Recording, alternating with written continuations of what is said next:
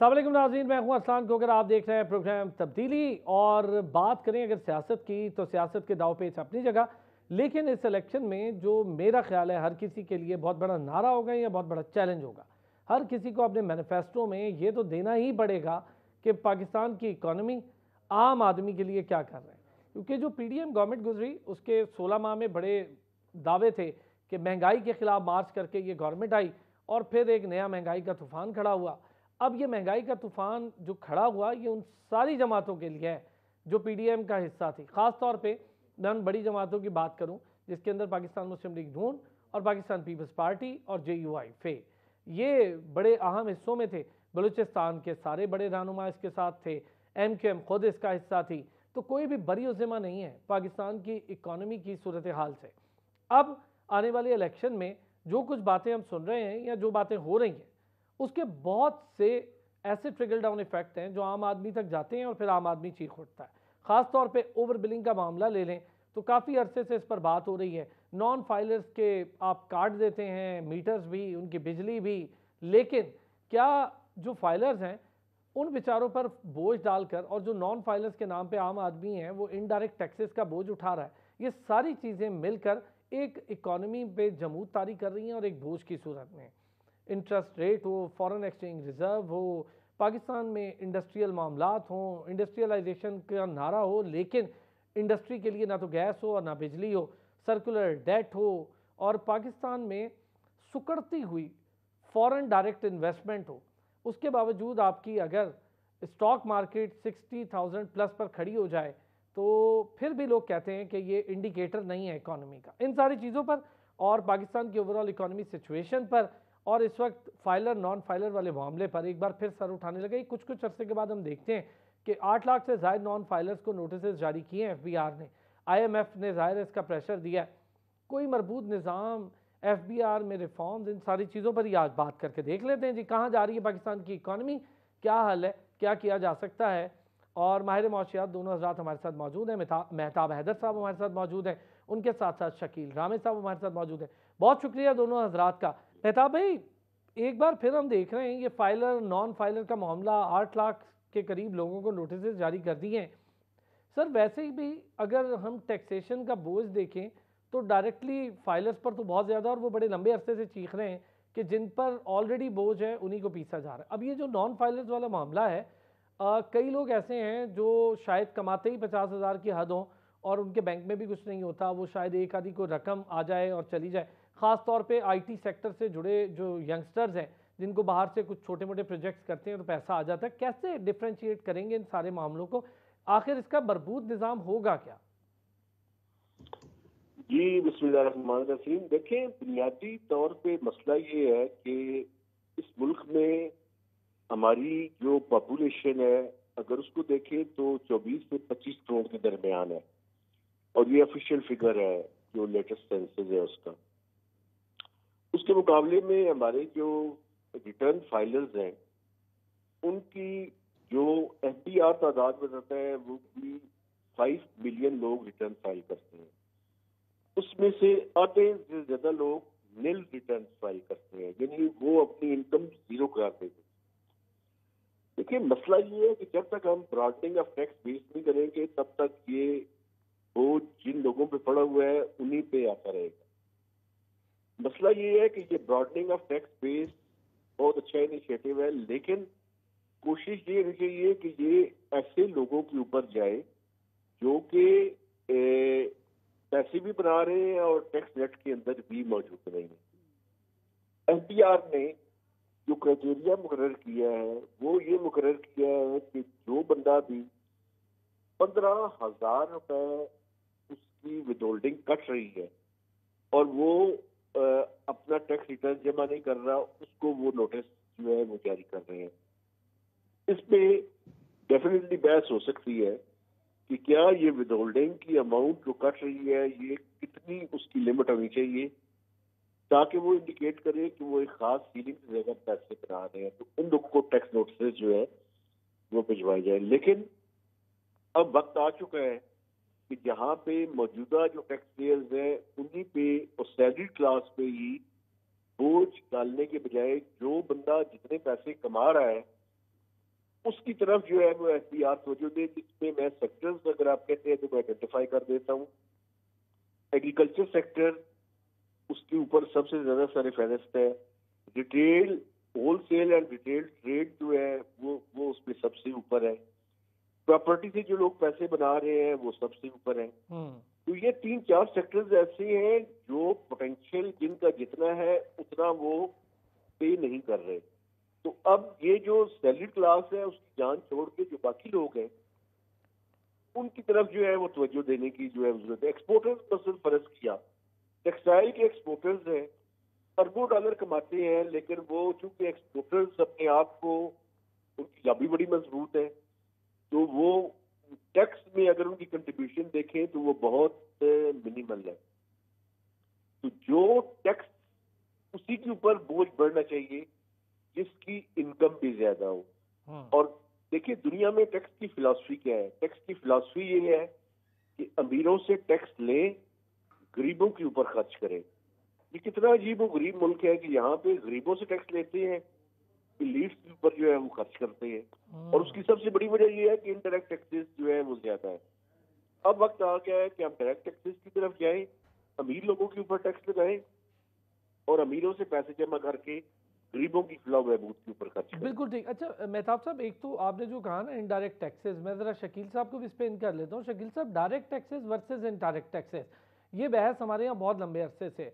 एक आदमी पेन से लेकर कपड़े कुछ भी खरीदे वो टैक्स तो पे कर ही रहा है, बल्कि वो दाल भी खरीदे तो टैक्स पे कर रहा है। वो यूटिलिटी स्टोर से भी बेचारा जाकर खरीदे जिस पर उसे कुछ सब्सिडी के नाम पे जो चीज़ दी जाती है उस पर भी वो टैक्स पे कर, हर चीज़ का टैक्स तो पे कर ही रहा है। अब एक और डायरेक्ट टैक्स वाला मामला और इनडायरेक्ट टैक्स वाला मामला हर थोड़े दिन बाद उठ जाता है। इसका कोई प्रॉपरली मेरा ख्याल है सिस्टम हमें दिखाई नहीं दे रहा।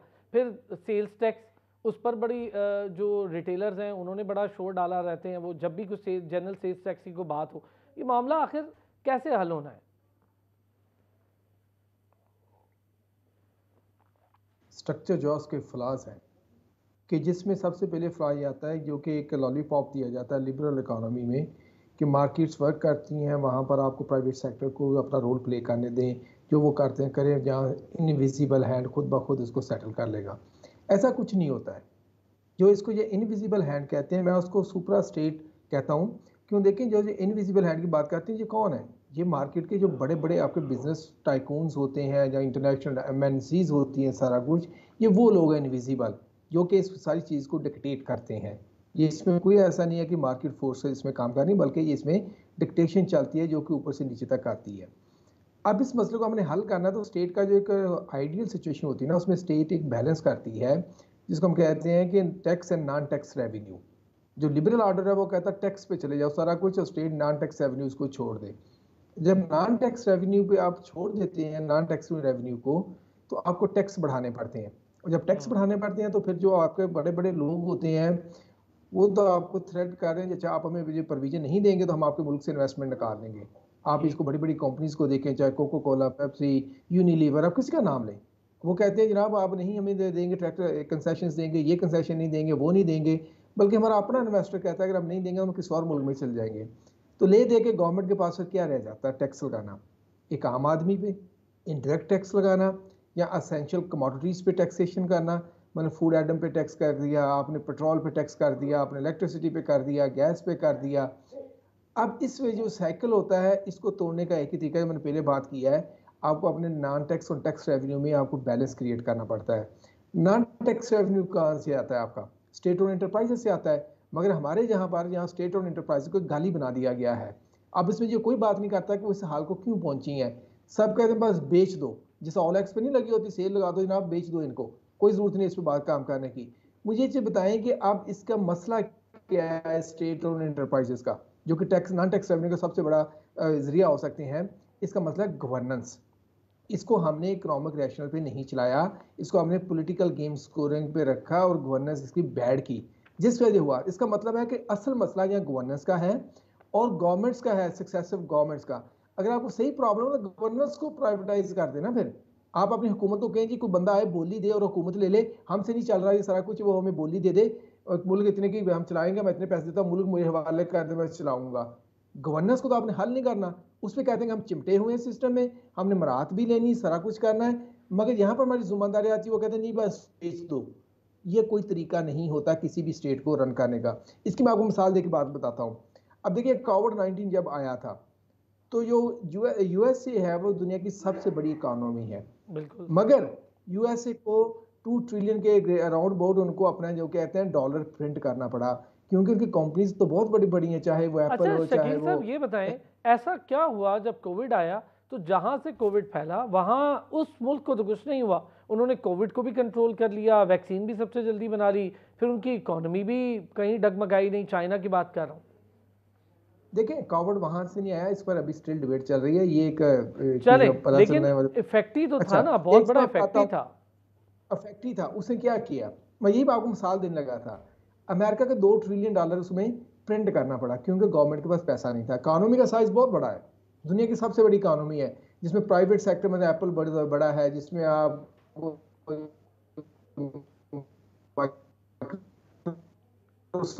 देख लें। चाइना दूसरी बड़ी इकोनॉमी है, वो प्रिंट की है। उसका के नाम बहुत बड़ा है, क्योंकि उसकी जो स्टेट ओन इंटरप्राइजेस हैं, अभी भी 30 से जब 32% जो उनका जीडीपी है वो स्टेट ओन इंटरप्राइजेस से आता है, जो कि हुकूमत वहां से पैसा खर्च करती है अपनी अवाम पे, और उसके पास पैसा होता है कोई नागहानी मुसीबत आए तो वहां पर इन्वेस्ट करने के लिए।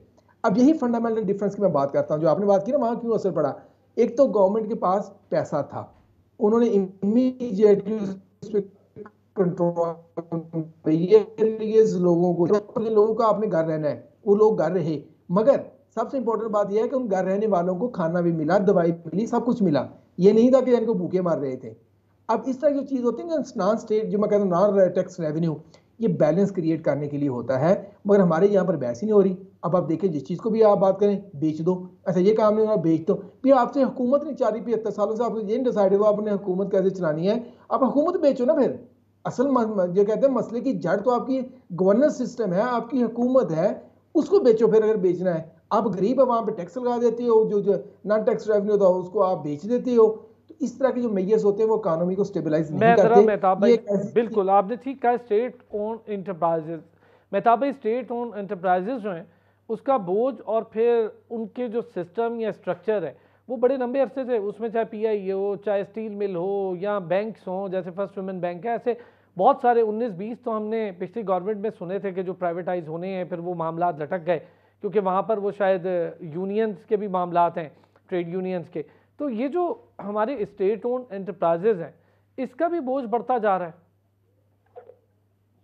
देखिए, एक तो दो मसले हैं। एक तो हम रेवेन्यूज जो है वो कलेक्ट नहीं कर पाते, जिनसे टैक्स लेना चाहिए उनसे टैक्स नहीं ले सकते। दूसरा जो एक्सपेंडिचर साइड पे है, जहां पे हमें पैसे लगाने चाहिए वहां पे हम ठीक तरह से पैसे लगाने के हुकूमत काबिल नहीं। ये जो स्टेट ओन इंटरप्राइजेज हैं, आप अगर इनका स्टेट ओन इंटरप्राइजेज के साथ पावर सेक्टर को भी शामिल कर दें, क्योंकि पावर सेक्टर में भी आधा गवर्नमेंट के पास है, आधा प्राइवेट सेक्टर के पास है, उसमें भी पब्लिक सेक्टर के अंदर काफी सारी इंटरप्राइजेज हैं जो चल रही है। मसला ये है कि जब तक हम अपनी स्टेट ओन इंटरप्राइजेज को प्रोफेशनल अंदाज में नहीं चलाएंगे तब तक ये मसला हल नहीं होगा। आप पीआईए की मिसाल ले लें, हम 70s और 80s में पीआईए की मिसालें दिया करते थे कि पाकिस्तान की सबसे लाजवाब सर्विस। आज पीआईए की क्या हालत है?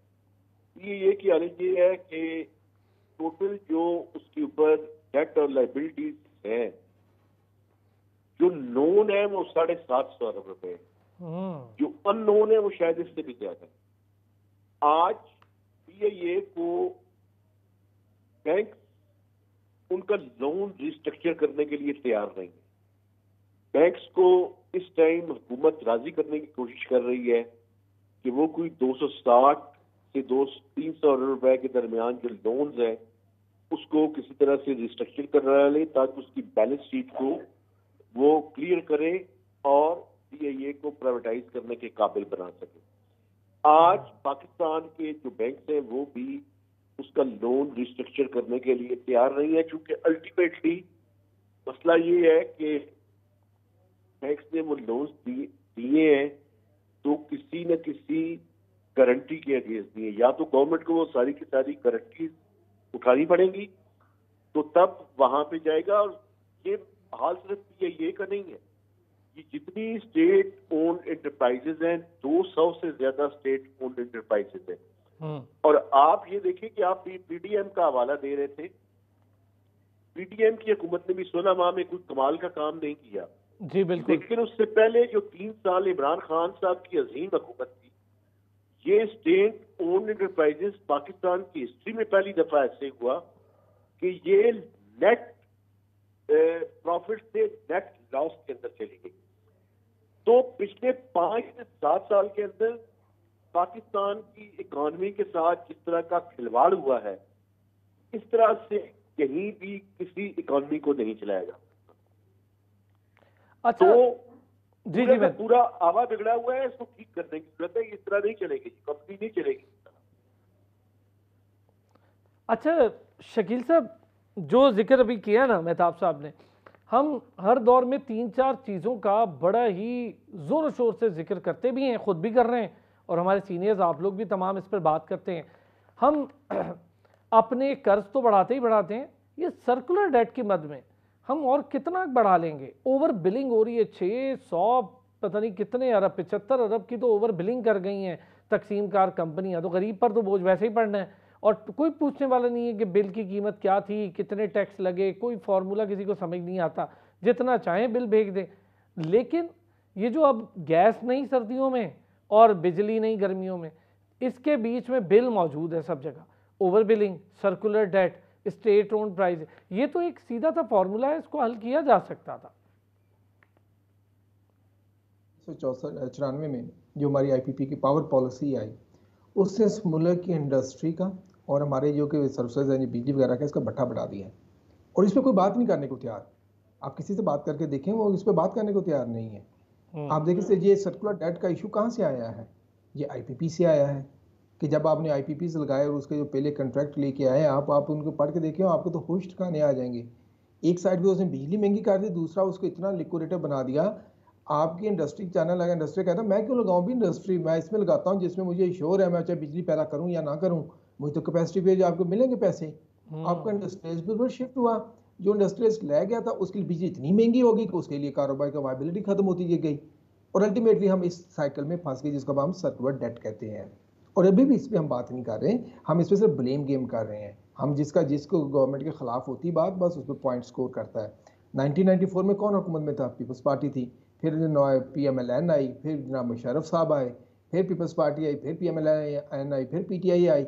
आप बताएं किसने इनमें से इसको यानी कि जो कि पावर पॉलिसी है उसको चेंज करने की कोशिश की या IPPs को चेंज करने की कोशिश की? एक्सेप्ट जो कि आपको कुछ अर्सा यानी कि PTI गवर्नमेंट ने कोशिश करने को की थी और वो नहीं कर सके, क्योंकि आपका वो स्ट्रक्चर ऐसा है, आपने गारंटी दी हुई है। और उसमें आप देखें जब ये पॉलिसी आई थी तो इसको गारंटियर कौन थे? वर्ल्ड बैंक थी आपकी और दूसरे थे। तो इस तरह की चीज़ें फंडामेंटल फ्लॉज हैं वो तो वहीं की हैं हमारे। अब हो क्या रहा है, जो हम जैसे लोग हैं, जो अपने आप को अपने तई बड़ा कुछ फनकार समझते हैं, हम जो लोग हैं हमने भी अपने आइडेंटिफाई किया किस पार्टी को हमने करना है, क्रिटिसाइज करना है। हम मसले की हल की तरफ नहीं जाते, हम जाते हैं कि जिसमें एक दो खामी ढूंढ लो उस पार्टी को, बस उसको क्रिटिसाइज करना है, बाकियों को आपने बना के दिखाना है जनाब कि इसको बाकी ठीक है। हमारा जो बेसिक मसला ही ये है कि हमारी गवर्नेंस स्ट्रक्चर ख़राब है, और वो उस ख़राब गवर्नेंस स्ट्रक्चर में जो रूलिंग एलीट है, वो चाहे किसी भी पार्टी से हो, किसी भी इंस्टीट्यूशन से हो, उन्होंने लोगों को तकसीम कर दिया है। वो बताते हैं जनाब ये जो आपके अभी गुजर के गए हैं इनकी वजह से मसाइल थे, नेक्स्ट वो आए तो कहते नहीं हमारी वजह से नहीं, जो जब आपके अभी गुजरे हैं उनकी वजह से मसाइल थे। हम तो इसी गन चक्कर में फंसे हुए हैं ना। 5 साल नारे लगाते हैं वो चोर है, दूसरे 5 साल नारे लगाते हैं नहीं अब हमें नया चोर ढूंढ लिया। शकील साहब मामला ये है ना, मैं अगर आप दो हजरात से बात करूँ, कोई हल नहीं है। हम हालांकि हल इतना मुश्किल है, सर्कुलर डेट का हल होना मुश्किल काम है। देखिए ना, इस तरह तो नहीं होगा, आप बिल्कुल बचा फरमा रहे हैं कि अगर यही प्रिवेलिंग सिचुएशन जो इसमें चल रहे हैं तो इसमें तो कोई हल नजर नहीं आता, इसमें तो डिटेरिएशन आपकी नजर आएगी, क्योंकि यहाँ पर आपको ब्लेम देने के लिए बहुत से लोग हैं। अगर आप किसी जिम्मेदार तो बनाए ना कि यानी कि भाई साहब ने डिलीवर करके भी दिखाना है, नारेबाजी नहीं चाहिए हमें कि वो चोर था या मैं चोर हूँ। हमें चाहिए हमारे ये मसाइल हैं, अगर आप कमिट करते हैं 5 साल तो इसमें आए और उसमें अकाउंटेबिलिटी करें। और अकाउंटेबिलिटी में जो सबसे अहम आप देखें ना, वैसे भी जो कि अब सिस्टम चलाने में ब्यूरोक्रेसी है, ब्यूरोक्रेसी की तो बुनियाद ही गलत हो चुकी है इस वक्त। अब देखें आपकी दुनिया स्पेशलाइजेशन की तरफ जा रही है। हमारे कोई बीए करता है, कोई मेडिकल साइंस में करता है, कोई इंजीनियर करता है, वो आके आपका इकोनॉमिस्ट की सीट पे बैठा होता है। जो आपका बीए करके आया होता है वो आपका मेडिकल की हेल्थ की सीट पे बैठा है, क्लाइमेट चेंज की सीट पे बैठा है। उनको क्या पता डिसीजन जो है कि सारी स्पेशलिटी कहाँ से आनी है, कैसे आनी है। हमें ये सारा सिस्टम चेंज करने की जरूरत है। बाकी देखिए, आप हमें बुला लेंगे, हम भी अपना दिल जला लेंगे, कोई इस तरह बातें कर लेंगे, ये कोई मसले का हल नहीं है जो हम बातें करना। हम ठीक है, प्रोग्राम पूरा हो जाएगा, सारा कुछ हो जाएगा, मगर इसके लिए हमें रियल एक्शन की ज़रूरत है और वो करने हमें पड़ेंगे। अगर अब हमें नहीं करते तो 10 साल बाद हमें मजबूरी में करने बिल्कुल ठीक पड़ेंगे। है, लेकिन हमें स्ट्रक्चरल रिफॉर्म की भी जरूरत है। कितना और कर्ज लें? एडीबी से फिर 3 मंसूबों के लिए हमने अपना $66 करोड़ का कर्ज लेके खुश हो रहे हैं। मेहताब भाई, कर्ज पे कर्ज, वो एक अलग, हमारे जो लोन है उसको और जीडीपी को देखें तो हम हैरान हो जाते हैं कि इतना लोन और हमारी इतनी सी जीडीपी। बुनियादी तौर पे वो शेर ना गालिब का कर्ज की पीते थे मैं और कहते थे कि हाँ रंग लाएगी हमारी फाका मस्ती एक दिन। बुनियादी तौर पे जब तक हम अपने मीन्स के अंदर रहने की आदत नहीं डालेंगे तब तक ये मसला रहेगा। क्योंकि पावर सेक्टर की बात कर रहे थे अभी आप थोड़ी देर पहले, मैं उसमें एक बात करना चाहता हूँ। देखिए, इस साल के दौरान आप जितनी सब्सिडी दे रहे हैं और जितने लॉसेस कर रहे हैं, इन सबको सामने रखें। By end of the day जो पावर सेक्टर का ओवरऑल लॉस होगा वो पाकिस्तान के डिफेंस बजट से ज्यादा होगा। ये बड़ी सीधी सी इक्वेशन है। तो ये कंपनी इस तरह नहीं चल सकेगी। एक हल है, हल ये है कि या तो हम इसकी बुनियाद को ठीक कर लें, बहुत टफ फैसले कर लें, या फिर बिजली का निजाम मुकम्मल तौर पे बंद होने की तरफ तैयार हो जाए। ये ज्यादा अर्सा ये मामला इस तरह चलेगा नहीं जिस तरह से हम चलाने की कोशिश। लेकिन मेहताब भाई, हमारे यहाँ प्रॉब्लम ये है ना कि हम कोई ऑल्टरनेट सोल्यूशन भी तो नहीं लाए। सोलराइजेशन पूरी तरह जा नहीं सकते, वो महंगा भी इतना है कि हर आदमी उसको अफोर्ड नहीं। फिर पाकिस्तान में एक चीज डिस्कस, मेहताब भाई, एक चीज बड़ी कम डिस्कस होती है कि यहाँ ज्यादातर जो लोग हैं ना, जिनकी सैलरी 50,000, 60,000, 70,000 है, वो किराए के घरों पे रहते हैं। बड़ी तादाद किराए के घरों की है। आप ठीक कह रहे हैं, लेकिन मैं आपको बता रहा हूँ कि किस तरह से बिजली का निजाम चलाने की हम कोशिश कर रहे हैं। ये निजाम इस तरह से नहीं चलाया जा सकेगा। मैं आपके सामने मैंने एक बात रखी, अगर उसकी बुनियाद पे जाएं तो 90s में जो पावर पॉलिसी बनी थी वर्ल्ड बैंक फंडेड, वो सारी की सारी फ्लॉड पॉलिसी थी, वो नाकाम हुई है। एक हल है हमारे पास अभी भी, हम ये मेहरबानी करें, ये जो हमने वर्ल्ड बैंक के कहने पे सारी सो कॉल्ड रिफॉर्म्स की थी, सबको शेल्फ करें और वापस वापडा पे चले जाए। वापडा में जिनको यानी पावर डिस्ट्रीब्यूशन का काम भी उनके पास था, पावर जनरेशन का काम भी उनके पास था, सब एक था तो कुछ बेहतर था। अब प्रॉब्लम ये हुआ है कि आधा सीजन आधा बटेर हो गया है। हमने जिनकोज और डिस्कोज में इसको चेंज कर दिया है और ट्रांसमिशन और डिस्ट्रीब्यूशन का निजाम भी अलग है। तो बुनियादी तौर पे या तो हम इसको प्राइवेटाइज करें, इसको पूरा एक सिस्टम प्राइवेटाइज हो जाए, जेनकोस को भी प्राइवेटाइज करें जो हमारे पास पब्लिक सेक्टर के अंदर है, पूरी का पूरा प्राइवेट सेक्टर लेकर आए। जो बिजली का बिल दे उसको बिजली मिले, जो बिजली का बिल ना दे उसकी बिजली काट दी जाए। आप ये देखें ना, आप फिर वो कहते हैं जी सुबाइयत की बात शुरू हो जाएगी। ये अभी आप जो बात कर रहे थे 135 अरब रुपए की जायद बिलिंग हो रही है पंजाब की डिस्कोस के अंदर। मतलब है पंजाब में रहना जुर्म है। वजह ये है कि जो पंजाब में इनके एक्सचेंज और इनके डिस्कोस के हेड्स हैं, उनको पता है कि यहाँ पे वो 12 के बजाय 13 बिल लेते हैं पाकिस्तान पंजाब के रहने वाले लोगों से, खासकर सेंट्रल पंजाब में। बुनियादी वजह यही है, उन्हें पता है इन्होंने बोलना नहीं है, चुप करके इन्होंने बिल दे देना है। और वो कोई इतने ऑनेस्ट नहीं है, उन्होंने वो पैसे सिस्टम के अंदर भी नहीं रखते। वो 1 से 30, 135 अरब रुपया उन्होंने आपस में तकसीम करना है और खा जाना है। बिल्कुल ठीक। शकील रामे और मेहताब हैदर साहब हमारे साथ मौजूद थे। टोटल डिस्कशन इकोनॉमी, उसके जो रियल मैटर्स हैं उस पर करने की कोशिश की है। एक लेंगे ब्रेक, ब्रेक से वापस आएंगे तो बड़ी मुलाकात हुई मियां नवाज शरीफ की 15 साल बाद चौधरी शुजात हुसैन से, सीट एडजस्टमेंट से लेकर दीगर मामला। इससे पहले बड़ी डिटेल गुफ्तगू हुई थी JUI फे के सरबराह मौलाना फजल रहमान से। मियां नवाज शरीफ की, उसके बाद ये एक और बड़ी मुलाकात, फिर बलूचिस्तान सिंध से MQM पाकिस्तान का भी झुकाव कोई पाकिस्तान मुस्लिम लीग नून की तरफ लग रहा है, और काफ़ी छोटे छोटे एलिमेंट्स साथ इकट्ठे हो रहे हैं। मामला जा किधर रहे हैं इस पर भी बात करेंगे, और फिर आने वाले इलेक्शन उसके सेटअप पर भी बात करेंगे। जी एक बार फिर आपसे, जैसा कि मैंने कहा था, अब बात करेंगे हम ज़रा पॉलिटिकल मामला पे। बड़ी तेज़ी से सूरत हाल पाकिस्तान में बदल रही है। इलेक्शन है, इलेक्शन में ये सब कुछ चलता है, लेकिन जो बड़ी डेवलपमेंट है ना वो ये है कि 15 साल गुजरने के बाद मियां नवाज शरीफ पाकिस्तान आए और फिर उन्हें चौधरी शुजात साहब की याद सताई, उनके घर गए, खैरियत दरियाफ्त की, बातचीत हुई, बड़ी डिटेल बात हुई, सीट एडजस्टमेंट से लेकर जो पॉलिटिकल माहौल बना है उस पर, और इस वक्त पाकिस्तान के जो डिफरेंट किस्म के पॉलिटिकल डायनामिक्स हैं, क्योंकि अब हालात ना तो 90s वाले हैं और ना ही 2010 वाले हैं। अब सीधे सीधे हालात हैं, आवाम को नारों से ज़्यादा अमली काम चाहिए, और अमली काम में सबसे बड़ा मसला मेरी और आपकी जेब का है। हमारी जेब में क्या है ये सोचने पर आवाम मजबूर है, क्योंकि पिछले काफ़ी अरसे से हम 4-5 साल हो गए इसी में फंस के रह गए हैं कि एक आता था तो वो कहता है कि मैं ठीक कर दूंगा, दूसरे आए तो उन्होंने कहा जी कि ये पुराना गन था, ठीक करते करते 16 माह निकल गए। अब ना तो 16 माह हैं और ना 3.5 साल हैं, अब पूरी अगली हुकूमत और आने वाला इलेक्शन है। दूसरी तरफ MQM पाकिस्तान झुकाव तो पाकिस्तान मुस्लिम लीग नून की तरफ लग रहा है। रीज़न क्या है कि वो पीपल्स पार्टी के साथ बैठना नहीं चाहते, हालांकि कई बारियां लगा चुके हैं सारे, कभी वजारतों में तो कभी कहीं पे। गवर्नरशिप बहुत लंबे अरसे से MQM पाकिस्तान के पास है। JUIF का किरदार सिंध में भी बड़ा इंपॉर्टेंट दिखाई दे रहा है, और हालिया बड़ा शानदार बल्दियाती कंटेस्ट करने वाली जमात इस्लामी, वो क्यों इतना माइनस एलिमेंट लग रही है, लोग JUIF के इतना जिक्र क्यों कर रहे हैं या GDA का क्यों कर रहे हैं, इन सारी चीज़ों पर करेंगे बात। मसूद रजा साहब ने हमें ज्वाइन किया है, सीनियर स्पोर्ट्स जर्नलिस्ट हैं, एंकर पर्सन हैं, तजियाकार हैं। उनके साथ साथ जावेद सिद्दीक साहब बहुत सीनियर जर्नलिस्ट हैं, उस्तादों की तरह हैं हमारे लिए। बहुत शुक्रिया जी, दोनों हजरात ने हमें ज्वाइन किया। मसूद भाई अस्सलाम वालेकुम। वालेकुम अस्सलाम।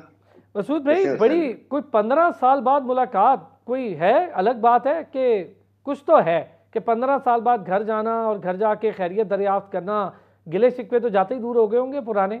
गिले शिकवे तो दूर हो गए थे अरसलान भाई। जो 16 माह की हुकूमत थी तो काफ लीग इत्तेहादी थी, चौधरी शुजात साहब इत्तेहादी थे, तो गिले शिकवे दूर हो गए थे। नवाज शरीफ साहब मुल्क में थे नहीं, वो वापस आए हैं तो वो मिलने भी चले गए। लेकिन इसमें इंपॉर्टेंट है कि नवाज साहब से कर क्या रहे हैं कि जितने और वो लोग जो सीट्स ले सकते हैं उनसे जाकर इत्तेहाद कर रहे हैं। अभी तक उनकी अपनी पब्लिक में निकलना, बातचीत करना, चाहे वो लाहौर ही क्यों ना हो, अभी तक की नजर नहीं। बहुत ही कंट्रोल्ड एनवायरनमेंट में वो जा रहे हैं। वो चाहे बलूचिस्तान बाप के लोगों से मिले हों, बाप के लोग बहुत ही कंट्रोल्ड एनवायरनमेंट के अंदर आने की इजाजत नहीं थी।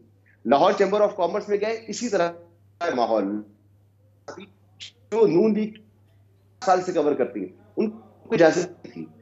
आज अभी तक सिंध का दौरा नहीं किया।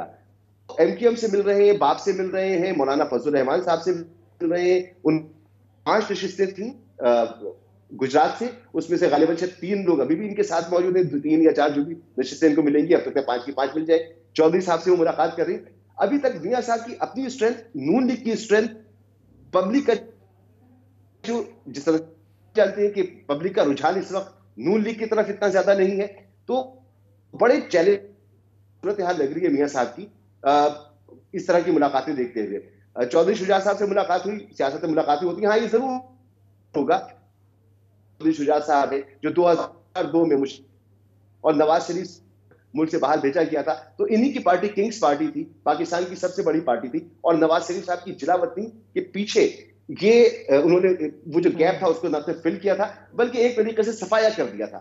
लेकिन बहरहाल सियासत में होता रहता है, कभी हरीफ होती हैं, हलीफ होती हैं, तो फिर हलीफ बनने का मौसम आ गया है। लेकिन जो चैलेंजिंग सूरत हाल है नवाज शरीफ साहब के लिए, वो बहुत वाज़ेह तौर पर आया हो रही है। आपकी बात सही है मसूद भाई कि कोई हतमी मामला नहीं होता सियासत में। कातिल लीग कहकर फिर डिप्टी वजीर आजम की एक पोस्ट भी तो क्रिएट की गई थी। अच्छा जावेद साहब, यही होता है। और जी जरा जावेद साहब, सर बड़ी इंपॉर्टेंट बात यह है जो मसूद भाई ने कही है कि बड़ी बड़ी चीजें छोड़कर नवाज शरीफ साहब अभी तक रोड पर आने की बजाय कुछ पॉकेट्स में मुलाकातें कर रहे हैं, उनको इससे कोई परवाह नहीं है।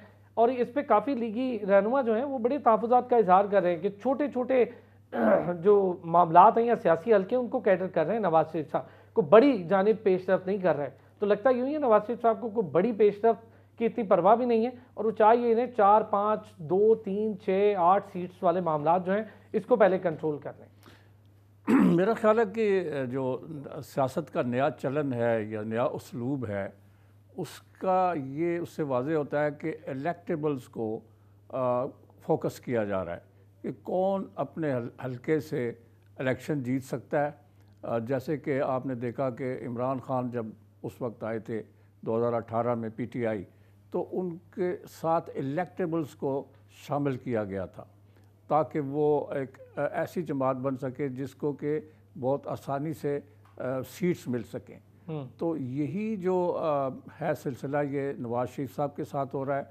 वो मेरा ख्याल है कि सड़कों पे जाने की बजाय, बड़े बड़े जलसे करने की बजाय और जो अवामी मुहिम है उससे हट कर इस वक्त उनका फोकस है कि इलेक्टेबल्स को शामिल किया जाए ज़्यादा। वो बलूचिस्तान गए, बाप पार्टी के लोग और कुछ और सियासतदान उनके साथ शामिल हुए हैं। दूसरी तरफ जरदारी साहब और बिलावल भुट्टो साहब वो गए थे कोयटा में, उन्होंने कुछ इलेक्टेबल्स को अपने साथ शामिल किया। तो सारी गेम ये लगता है कि अवाम के पास जाने की बजाय इलेक्टेबल्स पर जोर है कि वो उनकी पार्टी में अगर शामिल होंगे तो असम्बली में उनकी स्ट्रेंथ जो है वो बन जाएगी।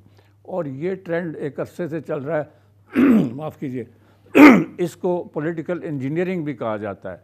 तो पॉलिटिकल इंजीनियरिंग का माहौल है और कोई मैनिफेस्टो सामने नहीं आ रहा, कोई नारा ऐसा दिलकश जो कि आवाम को अपनी तरफ राग़िब करे या खींच सके वो नारा नहीं है।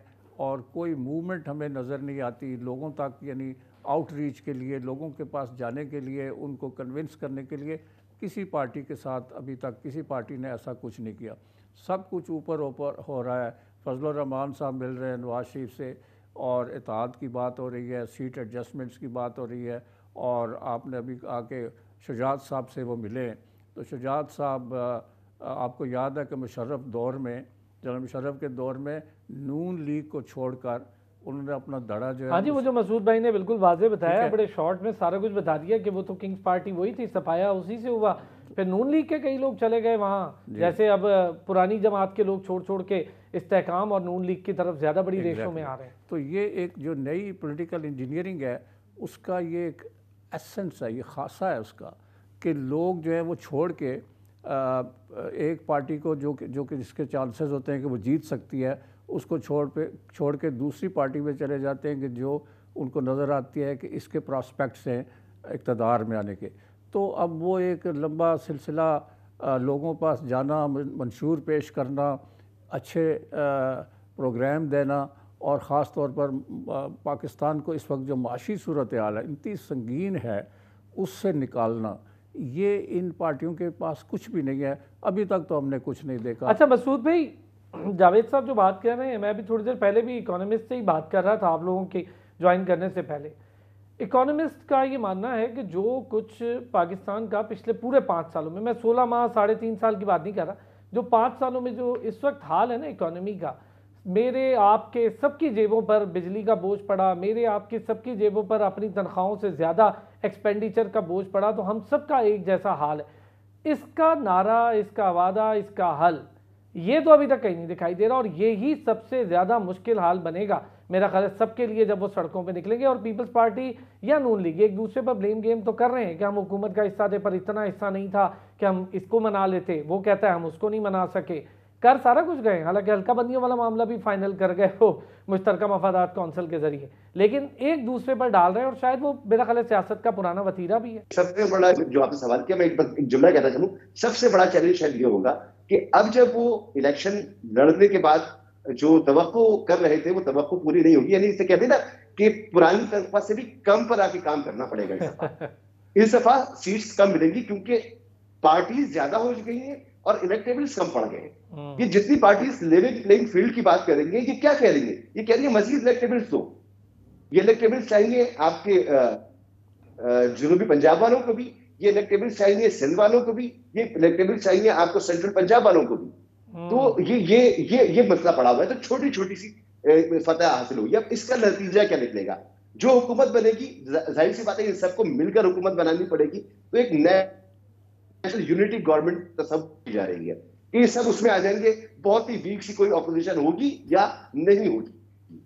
जो हमारा निजाम है, हाइब्रिड निजाम है, वो निजाम और मजबूत होगा और इस तरह से चलना पड़ेगा। पुरानी तनख्वाह से भी कम पर आके काम करना पड़ेगा। सुपरविजन भी किसी और की होगी और आप काकर साहब को सिर्फ रिप्लेस कर पाएंगे। तो अच्छा मसूद भाई, अगर मैं आपसे ये जानूं, जो आप बात कर रहे हैं तो ये देख रहे हैं कि जैसे पीडीएम स्टाइल गवर्नमेंट हुई थी, तकरीबन वही वैसी अपोजिशन, वैसी गवर्नमेंट, राजा रियाज साहब और राजा साहब जैसी अपोजिशन और फिर उसके बाद वैसी ही गवर्नमेंट, यही देख रहे हैं? जी यही देख रहे हैं और यही सबसे बड़ा मसला, क्योंकि वो हुकूमत नाकाम हुई बुरी तरीके से। होता ही है कि आपको ऐसी हुकूमत बनाने के लिए एक बड़ी काबीना रखनी पड़ती है और हर डिमांड होती है और फिर आपके जो एक्सपेंडिचर होते हैं वो बढ़ जाते हैं। आपकी पॉलिसीज जो है उसमें बहुत से लोगों का इनपुट आता है। तो आप पॉलिसीज को, आप प्राइवेटाइजेशन है, पीपल के खिलाफ है, आप उसके हक में, तो यहां पर फिर मसाइल पैदा होते हैं। तो फिर ऐसी हुकूमत, आईएमएफ के प्रोग्राम में हम अगला जाकर फिर हमने एक आईएमएफ का प्रोग्राम करना है, फिर एक बड़ी हुई है, पब्लिक में मैनेज करके बनाया गया है, पॉलिटिकल इंजीनियरिंग हुई है। अब जब आईएमएफ के प्रोग्राम में आप होंगे तो मजीद आप पर बोझ पड़ेगा जो मेरी और आपकी जेब पर आएगा। तो हम कैसे कबूल करेंगे एक ऐसी हुकूमत को जिसको हम समझते हैं कि लाके बिठाया गया है? ये गलती जो है ये हमारी अपनी गलती नहीं है, किसी और की गलती है। तो किसी और की गलती को हम क्यों कबूल करेंगे? तो वहां पर मसाइल पैदा होते हैं कि पॉलिटिकल अनरेस्ट पैदा होता है और जब पॉलिटिकल अनरेस्ट पैदा होता है तो फिर वहां पर गैर यकीनी की सूरत हाल में नहीं चलता। पॉलिटिकल अनरेस्ट, अच्छा मैं आप जो कुछ भी किया जा रहा है, एक छोटा सा ब्रेक लेता हूं, मैं वापस आता हूं। पॉलिटिकल अनरेस्ट बड़ा एक अहम पॉइंट है क्योंकि हम पिछले 4-5 सालों में ना तो किसी को सेटल होता देखे, बल्कि 2017 से अगर मैं कहूँ सेटल नहीं होता देख रहे। कोई एक सिस्टम, कोई एक मरबूत पॉलिसी, चाहे वो ट्रेड की हो, चाहे वो पॉलिटिकल हो, वो फॉरेन लाइंस पर हो। और इस वक्त हमारे मसाइल हमारे मुल्क से निकल कर भी बहुत बड़े बड़े हो गए हैं।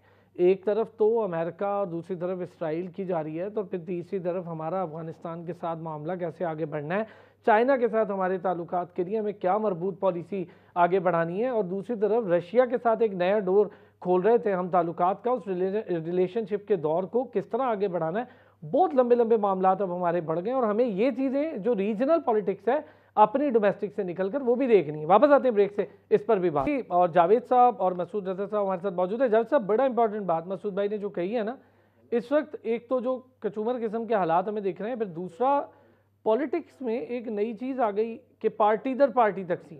अब एक पार्टी ठहरती नहीं है, उसका फॉरवर्ड ब्लॉक या नए शक्ल एक आ जाती है। जनूबी पंजाब और फिर काफ लीग के साथ मिल रहा, जनूबी पंजाब के वो खड़े हुए तरीके इस्तेहकाम वाले अलग और सिंध में अलग, GDA, JUI, FE और फिर शायद जमात इस्लामी भी कहीं अब जोर लगाए क्योंकि बल्दियाती इलेक्शन में उन्होंने अपनी बड़ी विन विन सिचुएशन शो की थी। तो MKM के लिए भी खुला हाथ नहीं होगा और पीपल्स पार्टी के लिए भी नहीं होगा। फिर जो मैंने फॉरेन लाइंस पर बात की है कि हमें अब ये रीजनल पॉलिटिक्स को भी बड़ा ज़रूरी देखना है क्योंकि भारत बहुत तेज़ी से आपको पीछे करने के लिए रीजनल पॉलिटिक्स में कोई भी डर्टी पॉलिटिक्स खेलने को तैयार है।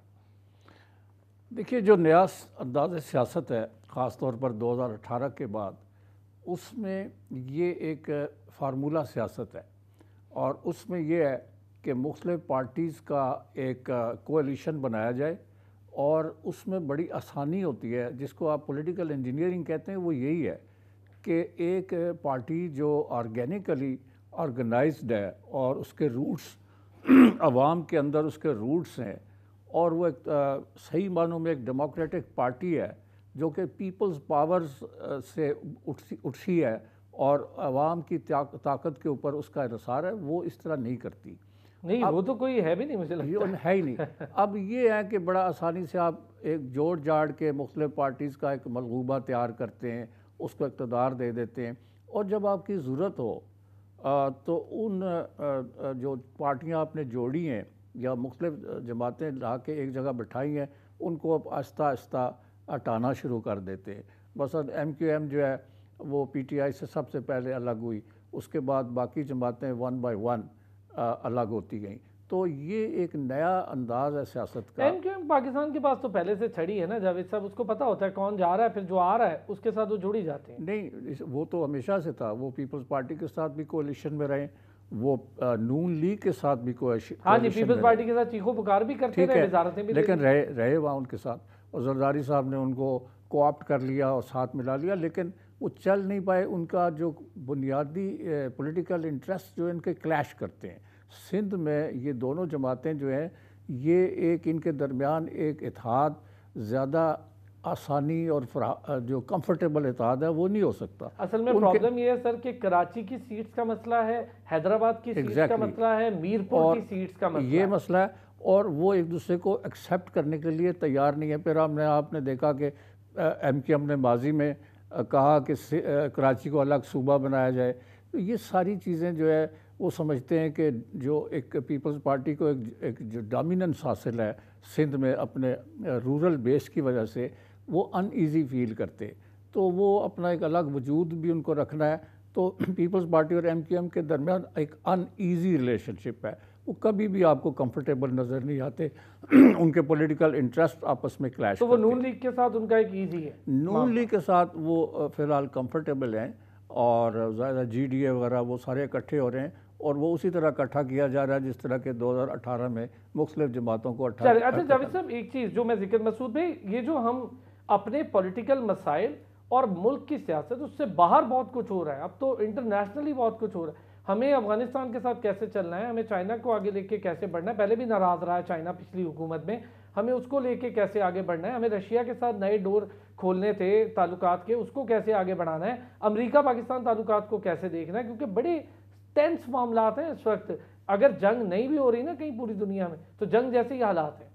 ये इस पर मुझे और आपको परेशान होने की जरूरत नहीं है। इस पर जिसको फैसला करना है, वो कहा जाता है ना कि डेमोक्रेसी इज अ मिथ। तो हमारे मुल्क में इस वक्त तस्वीर नजर आ रही है, ये जितना भी प्रोसेस है, इसमें एक अनसर्टेनिटी ये है कि कौन वजीर आजम होगा। जो भी वजीर आजम होगा वो हमारे जनाब काकर साहब जैसा ही होगा। वो जितना अच्छा काम कर रहे, बहुत उसी तरह से काम करेगा, अच्छे बच्चों की तरह काम करेगा, है ना। खारजा दीगर मुल्कों से ताल्लुकात के ये फैसले उसके बस के नहीं होंगे। ये फैसले जहां अभी हो रहे और ज्यादा बेहतर तरीके से होंगे, बता दिया जाएगा कहां जाना है, कहां मुलाकात करनी है, कैसे करना है। बिल्कुल परेशान ना हो इस मामले पर, जहां जिन्होंने फैसले करने उन्होंने अच्छी तरह से सोच रखा होगा। फिर ये जो बात कर रहे हैं जावेद साहब कि एमक्यूएम वाला मामला और पीपल्स पार्टी का मामला, तो वाकई सिंध में तो पीपल्स पार्टी खुद को बड़ी जमात, अब तो वो अपना जो मुर्तज़ा वहाब साहब है वो भी सोच रहे हैं कि कराची मेरे पास आ गया और मैं सारा कुछ ठीक कर लूंगा। वो स्टेडियम की भी उन्होंने जिस तरह से जल्दी जल्दी इफ्तिताह कर दिया। देखिए, कराची में लोकल सियासत, प्रोविंशियल पॉलिटिक्स और नेशनल पॉलिटिक्स, तीनों को यहाँ के लोग अलग अलग देखते हैं। अगर आपको मैं बताऊं कि पीटीआई को वोट यहाँ पड़ेगा, अगर पीटीआई मौजूद हो, तो पीटीआई को सिर्फ और सिर्फ वोट पड़ेगा मरकज के लिए, सूबे के लिए उसे वोट नहीं पड़ेगा। सूबे के लिए यहाँ पीपल्स पार्टी को और एमक्यूएम को वोट पड़ेगा। लोकल गवर्नमेंट में मुकाबला हो जाएगा जमात इस्लामी का, पीपल्स पार्टी का भी हो जाएगा, एमक्यूएम का हो जाएगा, और एमक्यूएम और जमात इस्लामी यहाँ पर, तो यहाँ पर इस तरह की तफरीक मौजूद है। तो पीपल्स पार्टी के कोई चांस नहीं है कराची से नेशनल के लिए। उनकी 2-3 सीट्स है जो जेरीमेंडरिंग करके उन्होंने तैयार की है, वो उनको मिल जाएंगी। एक आध सीट तक जमात इस्लामी बामुश्किल निकाल पाए, पीएलपी निकाल दे। अक्सर हिस्सा जो है वो एमक्यूएम के हिस्से में आना है, और मुझे लगता है कि वो मुल्क की चौथी बड़ी जमात बन के सामने आएगी। लेकिन ये चौथी बड़ी जमात जो है, ये कितनी बाइख्तियार होगी, ये कितनी सियासी होगी? क्या या नवाज शरीफ साहब की जमात कोई सियासी जमात है, या पीपल्स पार्टी कोई सियासी जमात है जिनमें इलेक्शंस होते नहीं है, नॉमिनेशंस होती है? तहरीक इंसाफ में जो हुआ, इतना बड़ा शोर मच रहा है, लेकिन पहले भी तो सब बिल्कुल सही बात है, सारे यही करते हैं। ये सियासी जमातें भी नहीं है और जमहूरी भी नहीं है, सॉरी सियासी जमहूरी जमातें नहीं है, तो जमहूरियत से इनका कोई ताल्लुक नहीं। स्टेटस को बरकरार रखने के लिए, उसे दवाम देने के लिए, उसे आगे बढ़ाने, ये स्टेटस का बड़ा नुकसान हो जाएगा। तो ये स्टेटस को, इसलिए ये एक साथ मौजूद है। और यकीन करें, जमहूरियत से इसका कोई ताल्लुक नहीं है। ना इनके हाथ में, ना आगे होगा, ये आप यकीन रखिए। ओए जावेद साहब, जमहूरी मामलात और डेमोक्रेटिक सेटअप पर तो मैं खुद भी समझता हूँ, खुद में एक बड़ा सवाल, इनको जब भी मौका मिला खुद डेमोक्रेसी के नाम पर जो कुछ करने का, कोई साथ नहीं बैठ पाता। फिर कहते हैं जी दूसरा ये करता है, तीसरा वो। मुझे लगता है डेमोक्रेटिक सेटअप को खुद ही सोचने की ज़रूरत है, हम क्या कर बैठे हैं और क्या होने जा रहा है। लोगों का इंटरेस्ट नहीं है इलेक्शन में उस तरह से। ये दुरुस्त बात है। पॉलिटिकल पार्टीज़ पाकिस्तान की बराए नाम हैं, उनके अंदर ना इलेक्शंस होते हैं, ना उनकी लीडरशिप चेंज होती है। और ये जो कहा जाता है कि ये ख़ानदानी पार्टियां हैं, बिल्कुल दुरुस्त है। और उस पर पीपल्स पार्टी के अंदर भुट्टो फैमिली थी और अब जरदारी साहब आ गए हैं।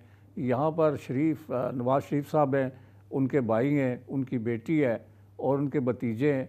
ये एक फैमिली है जो कि इस पार्टी के ऊपर छाई हुई है। उसके शायद खाकान अब्बासी की नाराज़गी की बड़ी वजह भी एक ये वजह है। अच्छा, और भी कई हैं, मसलन सरदार महताब साहब थे जो चीफ मिनिस्टर थे KPK के, और वो बड़े इनके लॉयल थे, लेकिन उनको भी उन्होंने साइड लाइन कर दिया।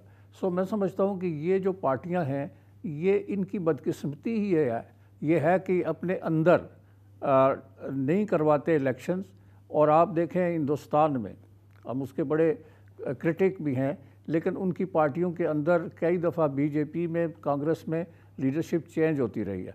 बरतानिया में जो जहाँ का मॉडल हम सब, वज़ीर-ए-आज़म चेंज हो गया सर, एक ही पार्टी जी, तो उसमें कोई फ़र्क नहीं पड़ा। बरतानिया जिसको हम एम्यूलेट करते हैं, वेस्टमिनिस्टर टाइप की जो डेमोक्रेसी है, उसमें कई साबिक़ वज़राए आज़म और लेबर पार्टी और कंजर्वेटिव पार्टी के कई ट्रांजैक्शन हुई है। वो कई उनके लीडर चल फिरते हैं इस वक्त। बहुत शुक्रिया जावेद साहब, बहुत शुक्रिया। मसूद रज़ा साहब हमारे साथ मौजूद थे, बहुत शुक्रिया सर दोनों हजरात का, थैंक यू सो मच।